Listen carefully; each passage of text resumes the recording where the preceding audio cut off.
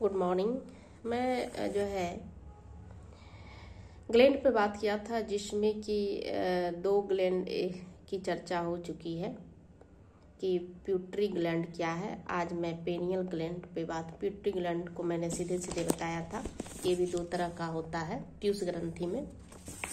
तो ये उसके बाद हम आज बात करेंगे कि पेनियल ग्लैंड क्या है। यह ग्रंथि का जो है पेनियल ग्लैंड जो है मस्तिष्क में पाया जाता है, में अवस्थित है, और इससे निकलने वाले हार्मोन्स को हम मेटाबोलिन कहा जाता है।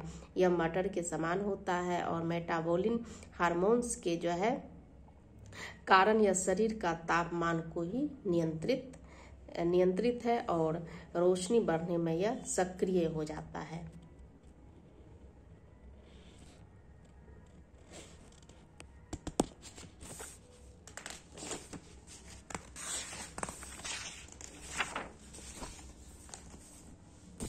और जो है रोशनी के अभाव में बहुत ही शिथिल हो जाता है।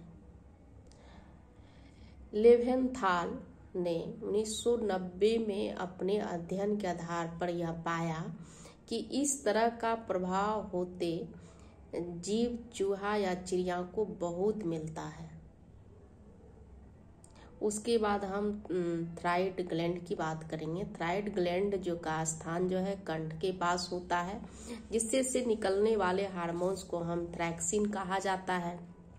इसका प्रभाव शरीर के जो है चयापचय प्रक्रिया जैसे मेटाबॉलिक प्रोसेस पर ज्यादा पड़ता है। यह बचपन में यह हार्मोन्स का स्राव कम होता है तो व्यक्ति आगे चलकर बूढ़ा भी हो जाता है। अगर ज्यादा स्राव होता है तो व्यक्ति लंबा हो जाता है। व्यक्ति जब वयस्क हो जाता है तब स्राव होने से जो है इसका जो है मैक्सडीमा कहा जाता है, जिससे कि रक्तचाप, सांस गति, हृदय की गति और शरीर का तापक्रम जो है समान अवस्था में कम हो जाता है। अधिक स्राव को जो है हाइपोथायराइडिज्म कहा जाता है, जिससे व्यक्ति अधिक जोशीला, रक्तचाप में वृद्धि हो जाता है और शरीर का वजन धीरे धीरे कमता हुआ नजर आता है। पैराथायराइड ग्लैंड जो है यह भी ग्रंथि जो है थायराइड ग्रंथि के बगल में ही अवस्थित है तथा आकार में छोटा होता है और इसका वजन जो है 0.1 ग्राम के बराबर होता है, क्योंकि इसमें जो है इससे जो है पैराथोर्मोन नामक जो हार्मोन्स का स्राव होता है। इसके द्वारा खून में कैल्शियम तथा फास्फोरस की मात्रा को निर्धारण करता है। इसके अधिक स्राव से तंत्रिका में उत्तेजनशीलता बनी रहती है। अधिक कमी होती है तो इसका शिथिलता भी बढ़ जाती है।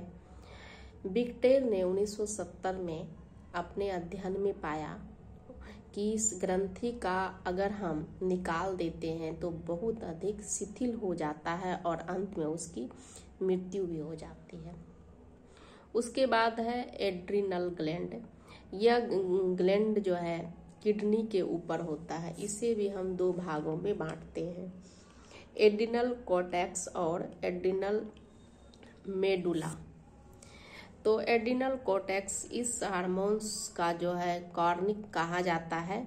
इसके द्वारा जो है कार्बोहाइड्रेट नामक या फिर चयापचय होता है। अगर यह ठीक से कार्य नहीं करता है और तो व्यक्ति में थकान या अनिद्रा या फिर तेज हो जाती है, जिसकी मात्रा कम होने से व्यक्ति बेहोश भी हो सकता है। अब एड्रिनल ग्लैंड एड्रिनल मेडुला, इसे भी हम दो प्रकार के हार्मोन्स को जो है हार्मोन्स में बांटते हैं और इसमें भी दो तरह का स्राव होता है, जैसे हाइपेनफ्राइन या एड्रिनल, और दूसरा होता है नैरोपाइनफ्राइन या नॉरएड्रेनालिन। इन दोनों हार्मोन्स को मिलकर जो है कैथकॉल हार्मोन्स भी कहा जाता है। इन एड्रिनल हार्मोन्स का महत्व अधिक है। इसके द्वारा संवेगात्मक स्थिति का भी नियंत्रण होता है। क्रोध, भय, ये सब आदि का भी संवेग के द्वारा हमें आपात स्थिति में ठीक ढंग से व्यवहार करता है। इसके लिए इस आपतिक हार्मोन्स भी कहा जाता है। एड्रिनल के रक्त में मिलने से जो है बढ़ जाती है और पाचन क्रिया भी स्थगित हो जाती है। ब्लड में चीनी की मात्रा जो है बढ़ जाती है। पेंक्रियाज, तो अब फिर मैं कल बात करूंगी कि पेंक्रियाज ग्लैंड क्या है। Thank you.